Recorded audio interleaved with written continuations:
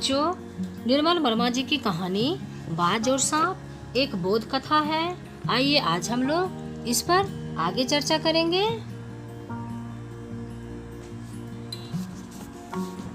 बाज द्वारा सांप की गुफा का निरीक्षण।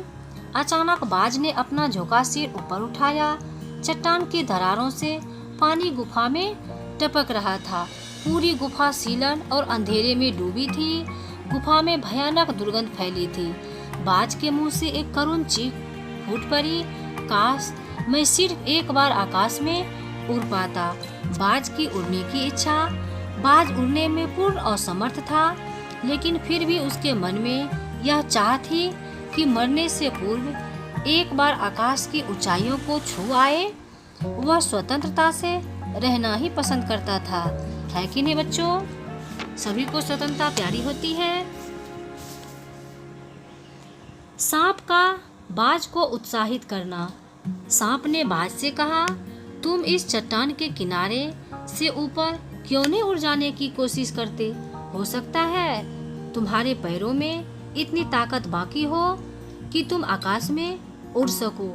बाज में आशा जाग गई। सांप द्वारा उत्साहित करने पर बाज में नई शक्ति व आशा का संचार हो गया। वह अपने घायल शरीर को चट्टान के किनारे तक खींच लाया। वह अपने पंख फैलाकर हवा में कूद पड़ा, लेकिन उसके टूटे पंखों में इतनी शक्ति नहीं थी कि उसके शरीर का बोझ संभाल सके। वह नदी में जा गिरा। समुद्र की लहर उसके जमे खून को धो दिया। सफेद फेन ने उसके शरीर को ढक दिया। फिर लहर उसे सागर की ओर ले चली। धीरे धीरे बाज आंखों से ओझल हो गया। सांप का बेचैन हो उठना। बाज की आकाश में उड़ने की अपार इच्छा को देखकर सांप बेचैन हो उठा।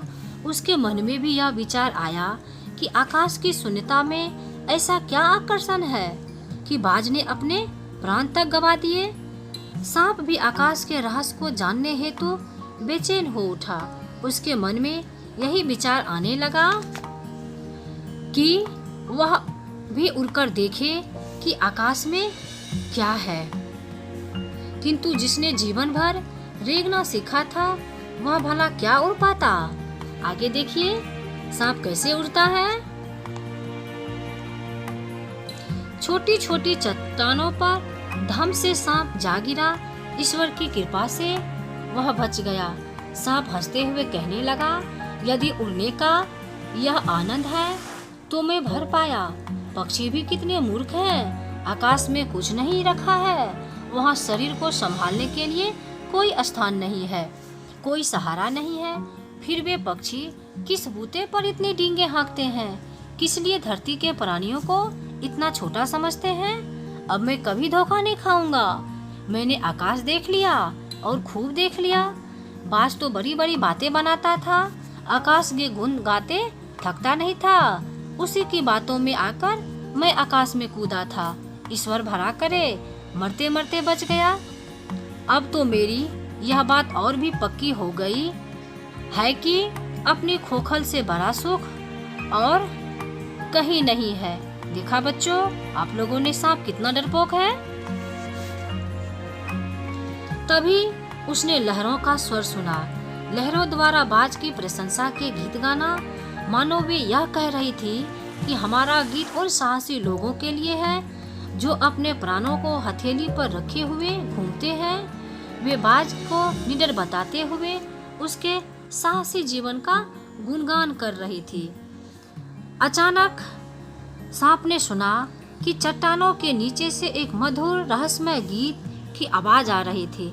लहरों के गीत का भाव था कि जो जान हथेली पर रखकर अर्थात प्राणों की परवाह न करते हुए आगे की ओर वीरता से बढ़ते हैं, जिंदगी की हर मुश्किल का सामना बहादुरी से करते हैं, उनका सभी यशगान करते हैं। यह गीत भी बाज के लिए था, साहस और वीरता का प्रतीक बाज। लहरों का कहना था कि निडर बाज ने शत्रुओं से लड़ते हुए अपना खून बहाया है, वह सदा अमर रहेगा। जब भी साहस और वीरता के गीत गाए जाएंगे तो बाज का नाम बड़े गर्व से लिया जाएगा। बाज का लोगों को संदेश। बाज ने मरकर लोगों को यही संदेश देना चाहा कि मनुष्य को साहसी और बहादुर बनकर जीवन में स्वतंत्रता और प्रकाश हेतु संघर्ष करना चाहिए। धन्यवाद बच्चों, खूब मन लगाकर पढ़ाई करते रहिए और आगे की ओर बढ़ते रहिए।